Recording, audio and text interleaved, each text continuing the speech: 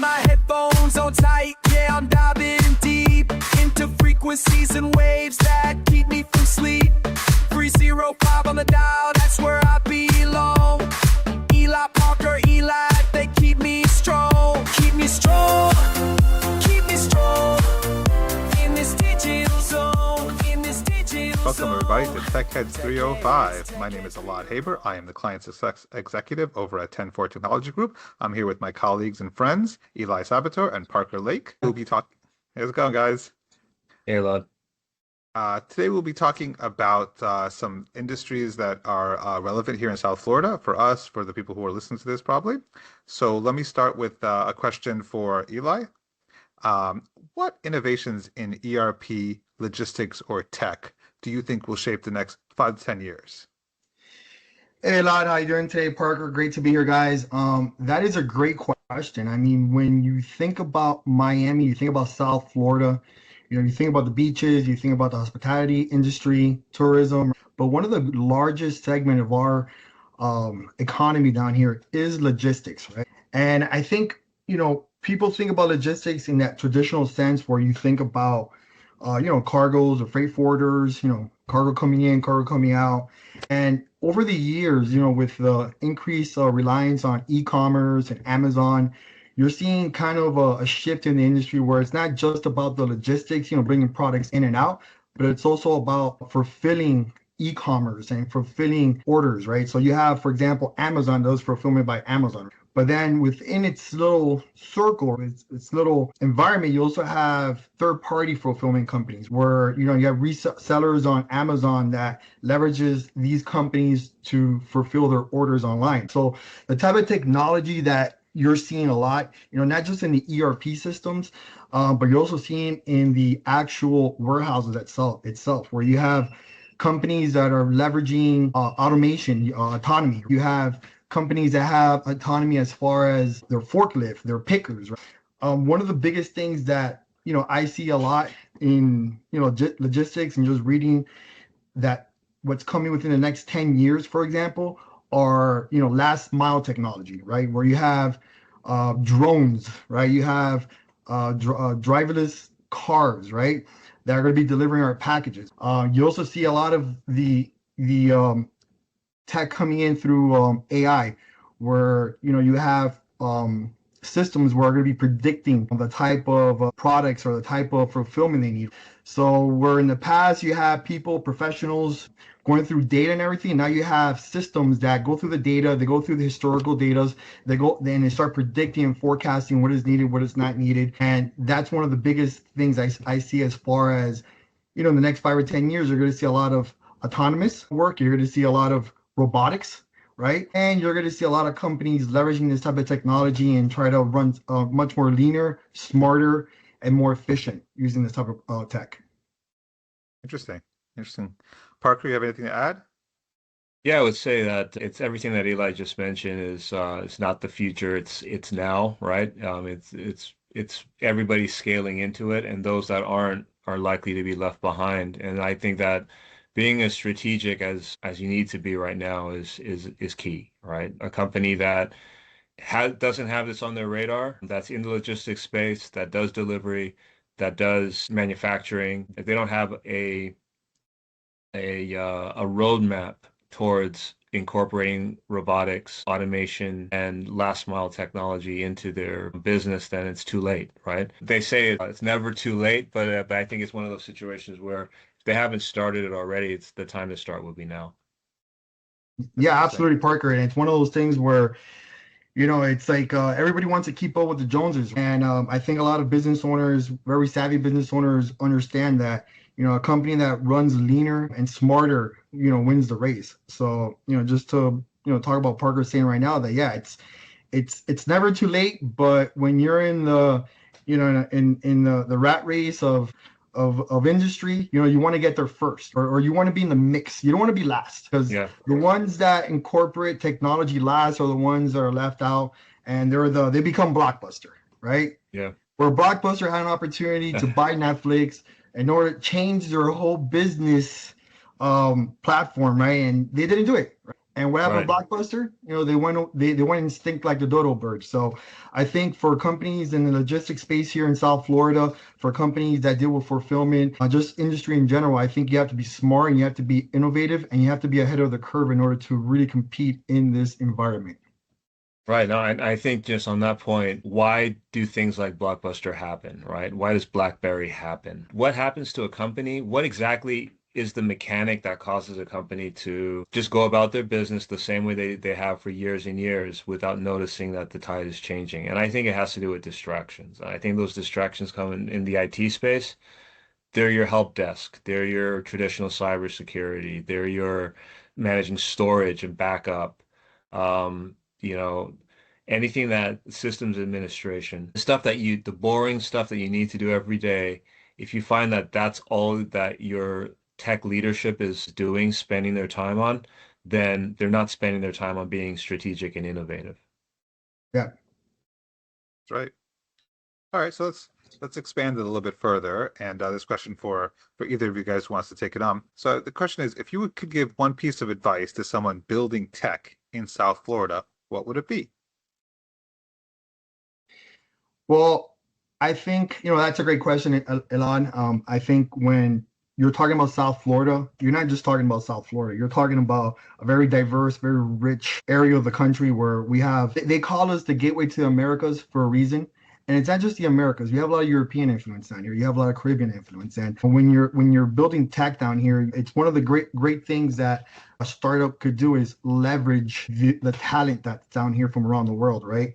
We're not just a cool place to hang out, sip pina coladas on the beach, but really become a place where we could attract future investors, we could attract people's minds, not just from here, but from South America, from all over. And one of the things that I've seen a lot of as far as countries, I mean, companies, they do leverage a lot of the resources in other countries. I mean, Colombia is one country that I just want to identify as a country itself that a lot of companies are opening up, outsourcing over there on their tech side, not just on the tech side, but also on the customer service side. A lot of call centers are opening up down there. And sections like Medellin and Bogota are, they have very well educated people that understand tech. And it's becoming a place where a lot of people are outsourcing their employees. So when you talk about doing business and startups here in Miami, you're talking about being able to collect resources from all over in order to expand and build your platform, right? So I think that's one of the great things down here. And another thing is, quality of life. I mean, when you do attract talent down here, you attract people that want to live down here because they enjoy the weather, they enjoy the diversity, the food. So it's really a great place to be able to get capital from different investors from around the world, be a great place to either recruit talent down here or recruit talents from other parts of the world. And third, it's just a great place to live. Point, Yeah. good call. And on that, the only thing I would add there is that tech's a very broad term, right? You have everything from SaaS, your software plays, to people who are largely in hardware. We just talked about some of the last mile technology. It's a hardware business when you're dealing with drones and robotics, right? So tech is a very broad term. What Eli said is true. This is where a lot of people want to be lifestyle wise. So there is that attractive proposition. But then again, you don't need to have people physically working here to make most tech business plays work. Now, when it comes to hardware and your manufacturing you may want to have more boots on the ground, but you can be remote. You can be based here and have a distributed network anywhere, just like Eli said, nearshoring in Latin America, nearshoring where you have the same time zone, but you're offshore, and then throughout the country. So, and I know on this question will be specific to Parker. I know you're deep in the industry here, the tech industry here in South Florida. Do you see a lot of startups coming up? You think usually like Silicon Valley, Texas, but here in Miami, we have a burgeoning scene here. You see that when you're out and about talking to people, have meetings? Yeah, I think it's a more mature scene than it used to be, right? It's great. 10, 15 years ago, it was all just beginning to bubble up and percolate. And now you get a lot of the tech startups that were in seed level in terms of finance 10 years ago. They're established companies now. And the understanding that this is where a lot of people have relocated to from places like California and New York. Yeah. And now people accept the fact that there's not just great innovation here, but you also get people that understand the industry and private equity and venture capital that has migrated in from places that have a more mature ecosystem around tech. And it gives us a lot of credibility down here now. It's great. It's great. Yeah, okay. It's great to see all the startups come up and see what they're able to do here. Let's do one more question, sort of bring it back to what was the kind of theme of the episode as we started up here. Talking about any type of myth or misconception about logistics, ERP, or tech in general, you'd love to burst on air. I don't know if it's I don't know if it's a myth or anything, but it's I think when you talk about ERP systems and you talk about systems like SAP, HANA, or Oracle or NetSuite and those type of companies, there are a lot of other smaller providers out there that are just stepping into the business and are really putting their foot into the ground and really doing some pretty cool things within that industry. I think one of the biggest things when you do talk about logistics and tech is do your homework, have a good team in place, have a CIO or MSP that has a good grasp on the technology. Understand where you want to be, not just today, but where you want to be tomorrow. And when you talk about tech, it's yes, we've already talked about drone. We talked about the last mile. We talk about the autonomous fulfilling and AI driven, all that great stuff, and also the forklift autonomy, and all that stuff.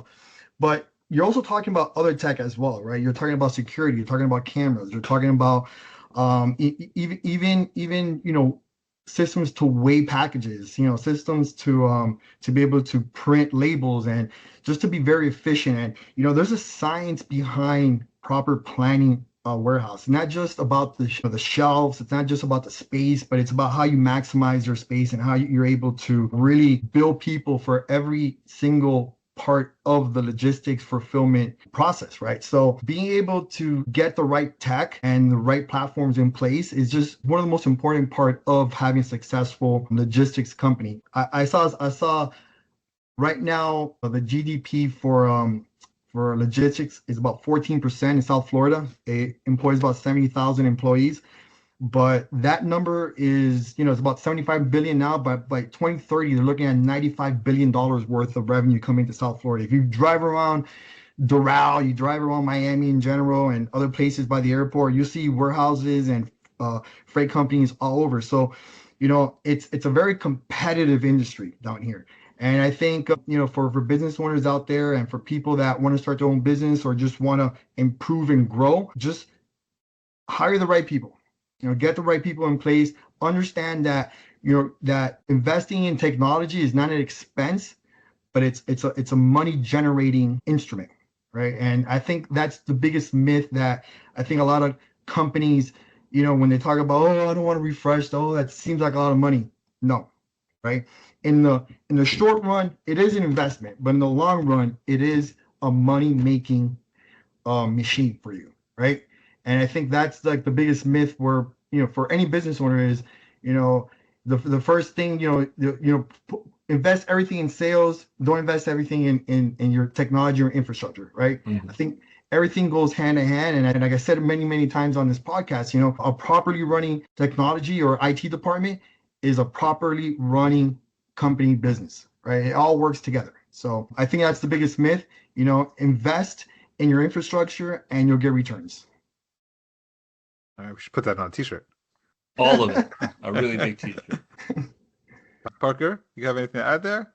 Yeah. Whenever we talked a little bit about adoption, right, and implementation, it's having the right people in place is important, as Eli said. Having the right software in place, I would say, is number two. And the reason is that a lot of the bells and whistles that you pay for in software, especially when you're talking about your Oracles, your SAPs, these type of ERPs, they're very expensive, and you're not going to use all the functionality.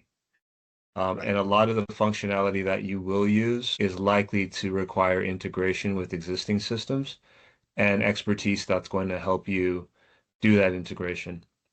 which may cost as much as the software.